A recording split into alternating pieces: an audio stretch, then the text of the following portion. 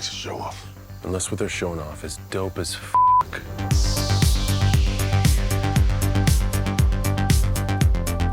Why yes, this is some sort of Suicide Squad. The Suicide Squad gives DC's extremely expendable Black Ops team yet another outing, this time a bit more colorful and a lot more gruesome. Directed by James Gunn, The Suicide Squad is probably exactly what you imagined when you heard James Gunn was directing The Suicide Squad, and folks, that's a good thing.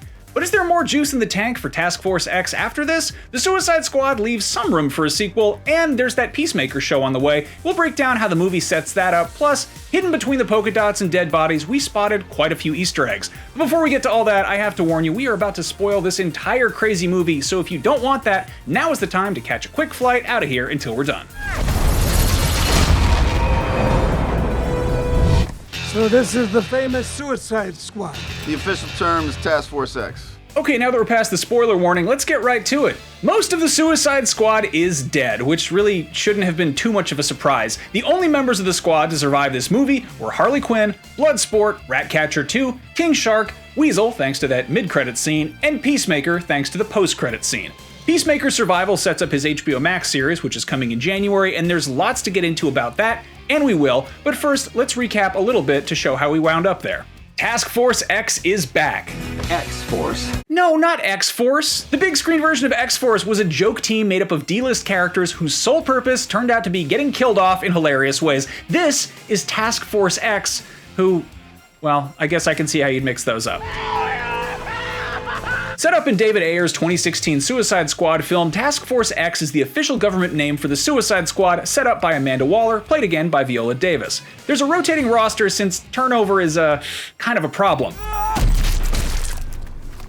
Much like Fox did with X-Force and Deadpool 2, WB has built up a whole lot of marketing for this movie around characters who get killed off almost immediately after showing up on screen. In any case, before the bloodbath ensued, their mission was this: storm the beach of Corto Maltese and blow up an evil research facility called Jotunheim. Thing is, their mission was just a distraction. Well, that plus it served as a way to make Harley run around with a javelin for the whole movie. Meanwhile, Bloodsport was leading his own team to storm a different beach, joined by King Shark, Ratcatcher 2, Polka Dot Man, and Peacemaker. Harley and Rick Flag were the only survivors of the first team, and they eventually meet back up with Bloodsport's team to complete the mission. They make it to Jotunheim, and they find out what their target, the Thinker, has been working on all this time in there. That is Starro the Conqueror, a massive alien starfish that releases spores of little starfish that do the alien facehugger thing to unsuspecting victims, which kills them but also makes them into zombies that Starro can boss around like a big hive mind. Anyway, when the squad raids Jotunheim, they seize a disc with all of the Thinker's work on it, which includes ample evidence that the US government was heavily involved with Project Starfish, something that Amanda Waller was hoping to keep quiet. Oh my God, Miss Waller! We've got a freaking kaiju up in this shit. Rick Flag and Peacemaker fight about it, Flag loses, the squad blows up Jotunheim, freeing a kaiju-sized Starro and his mind-controlled zombies, who they of course have to fight, and in accordance with the law of Chekhov's javelin, Harley finally uses the spear to pretty dramatic effect, and in the end, the Suicide Squad saves the island of Corto Maltese and maybe all of planet Earth by killing Starro the Conqueror, and they learn a valuable lesson about friendship along the way.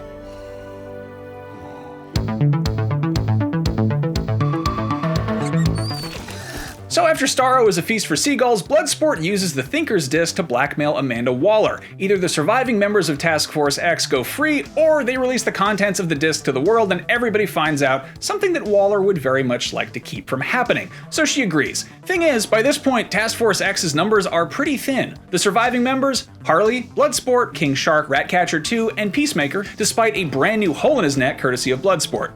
Everyone else, and I do mean everyone, either died in the opening beach raid or in the fight against Starro.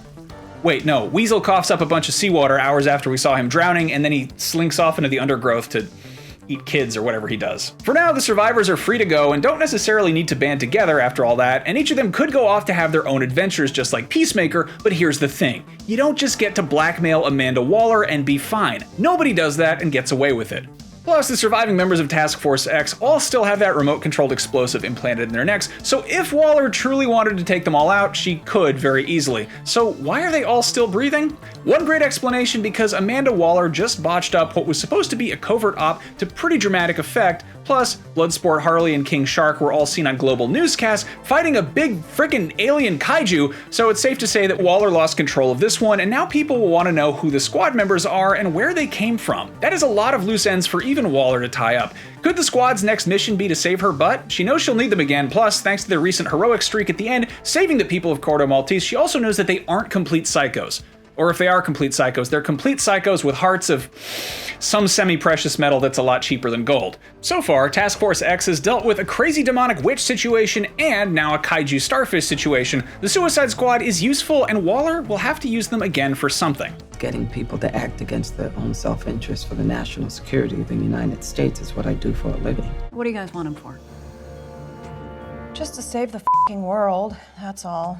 But whatever Waller has planned will have to wait because Peacemaker is about to get his own series. Well, after he regains consciousness anyway. Like we mentioned earlier, there's a post-credit scene showing Peacemaker recovering in a hospital bed, being watched over by Waller's minions, Belle Reeve Warden John Economos and NSA agent Amelia Harcourt. Actors Steve Agee and Jennifer Holland will reprise these roles in the upcoming Peacemaker series on HBO Max. Real quick about that, supposed to drop in January of 2022, it is an 8-episode series and James Gunn wrote it and directed at least 3 of the episodes, but thanks to this post-credit scene, we at least know a little bit about the setup. Peacemaker is still a super soldier working for the US government, and Economos and Harcourt gotta deal with him being a massive D-bag while manipulating him to save the world so they can get off of Amanda Waller's bad side. Remember how we said nobody blackmails Waller and gets away with it? Well, these two double-crossed Waller right at the crucial point in a pretty messy operation. Just as Bloodsport will eventually need to atone for blackmailing her, they will need to make good as well, and they know it. It's unclear if either of them are aware that Peacemaker murdered Colonel Rick Flag, so there's a good chance that might come up in the series, but knowing what we know about Waller, if she doesn't already know, she'd likely just chalk Flag's killing up to Peacemaker staying on his mission. So when we return to these characters eventually, they're all going to be involved in missions to save the world. Task Force X will eventually be replenished with some fresh cannon fodder, but likely they'll be commanded by Bloodsport since Rick Flag is no longer with us. They'll probably stop some potentially world-ending disaster while keeping any US involvement quiet. Of course, that's assuming we ever get a sequel and that the cast wants to return for it. But hey, if they're not in it for the long haul, this is one franchise where it is totally okay to kill off main characters. Sequel or no sequel, at least we have lots more Peacemaker to look forward to in the immediate future. I cherish peace with all my heart. I don't care how many men, women, and children I need to kill to get it.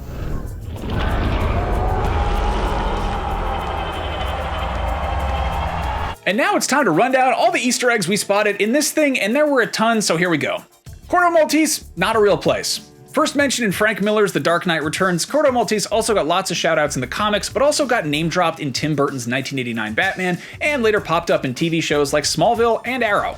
Starro the Conqueror first appeared in a 1960 issue of The Brave and the Bold. Starro has made plenty of appearances since then, but is usually presented as more of a goofy Silver Age throwback than a proper supervillain, and clearly he lined up perfectly with James Gunn's B-movie sensibilities.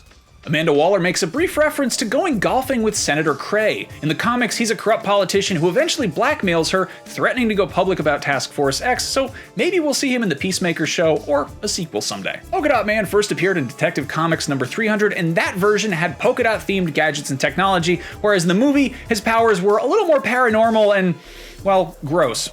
David Dastmalchian, who played Polka Dot Man, has become quite a DC multiverse regular. He first popped up in The Dark Knight as that creepy ambulance guy working for the Joker, and then graced a couple of DC shows, on The Flash as Abracadabra, and on Gotham as Dwight Pollard, and he's even made his way into the MCU as Ant-Man's pal Kurt, and very recently he voiced Calendar Man in the DC animated film Batman: The Long Halloween.